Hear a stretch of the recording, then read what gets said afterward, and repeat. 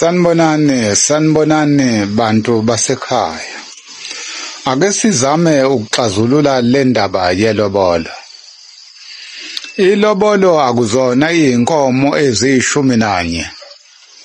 Akuzona futhi inkomo eziyishumi-nantathu. Akuzona futhi inkomo ezingama-20 noma kungangabe ezingakanani. Inkomo nje zine nje qwaba.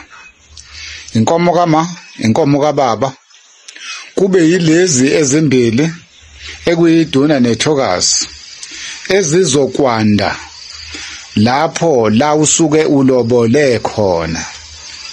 Bese ababuka makoti bemukela umkhwenyana ngembuzi, inyongo, bese umkhwenyane amukeleni umakoti wakhe ngenyongo. Sidlule lapho. Uma ngabe umthola umakoti engasiyona intombi nto, ukwazi ukuthi wena mkhwenyana akangeni emagcekeni asekhaya ungamgezile ngaphandle. Izandla phela zalabo abangaphambili kwakho wena osuke umlobola lowo muntu, kufaka ukuthi umgeze lowo muntu. La elobolweni akudayiselwana njengoba kwenziwa namhlanje. Inkomo eziyishumi-nanye akuzona ezethu thina bantu, kodwa kwakuyilobolo likaSomsewu lowo abambiza phecelezi ngoSepho-Chepstein ngalezo zikhathi. Yingakho kwaze kwaba umqansa ukuganiselana ebantwini. Abantu bagcina sebebana bentshontshana njengoba ubona njengoba manje kugcelwe izingane ezingenabo baba, intandane. Njengoba ubona abantu besalela emakhaya, yilobolo eliqongile elimile elibheke phezulu. Kwakuyilo vele belu itulo labelungu lokuthi thina nje emnyama kube yihlazo nje okwethu singaganiselani. Kuyini na ukuganiselana? Ukwakha ubuhlobo. Ake ngiphinde ngisho. Kuyini na ukuganiselana na? Kwakhiwa ubuhlobo. Namhlanje akakhiwa ubuhlobo, kuyaganiselwana, kuyathengiselwana. Yingakho ubona nje imishado enocopho. Yingakho nje ubona imishado ihlukana phakathi inezihlukaniso. Ake nginitshele indaba. Umshado wesilumbi lo omhlophe abayibiza phecelezi nge-white wedding asinawo ebantwini. Yingakho nje ibona imishado ingaphumeleli.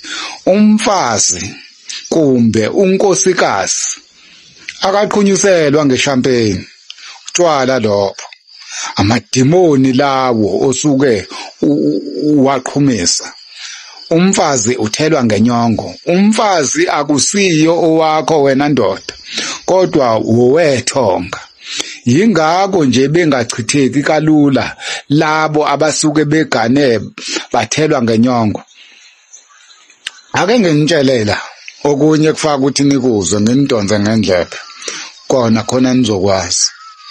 Asisho ukuthi uma ngabe umthele ngenyongo akayi ukuchitheka. Uzochitheka phela uma uqale ngalo omhlophe umshado. Kufaka ukuthi kuqale umshado wesiZulu wesintu. Umshado wesintu kufaka ukuthi umbike ethongeni unkosikazi. Ulandele futhi lezi zimiso. Kuyenzeka ukuthi omunye agajwe uthando lentombi engasiyona intombi nto. Yebo-ke nayo phela izogana leyo ntombi engasiyo intombi nto. Uma isifikile ekhaya ingakangeni emabaleni, umkhwenyana uyihlangabeza ngembuzi, kukhishwe inyongo, uyigeze leyo ntombazane kumbe lowo muntu, umgeze ngaphandle izandla zalabo asebekuhambele endleleni wena oganwayo, ngoba phela awumficanga esayintombi nto. Uma kungenzekanga lokho, zizohamba zihambe zivukele zazandla ezamphathaphatha. Abantu kufaka ukuthi bezwe, baqonde, basazi isintu. Izinkomo zelobolo zine azeqi ngale kwezini. uma zike zeqa ngale kwezini bese sengikubuza ke wena othi wazi kangcono ukuthi ziyeqa.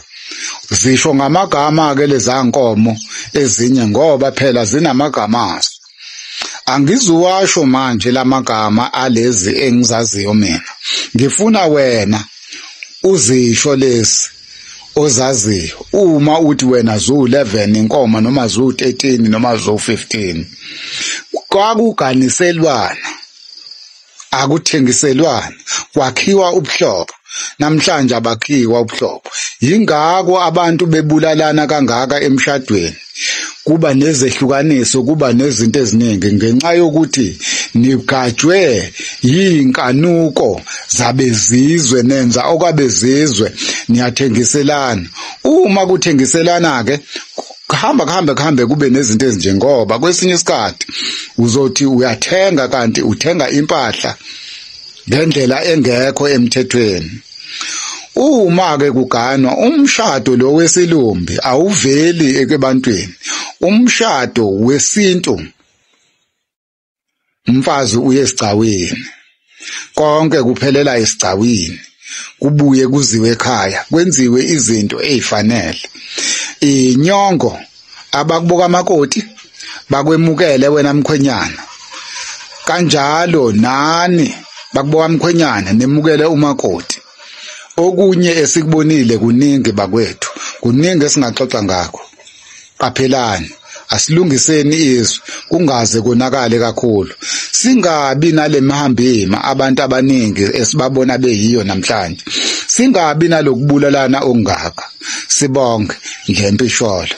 Ngiyathemba ukuthi uma ngabe abantu abaningi beqonda kabanzi ngosiko labantu bayokulithanda, kodwa uma isiko labantu bedlwengula njengoba badlwengula kusazoba nokuningi ungaqondi nongazi. Ngibonge.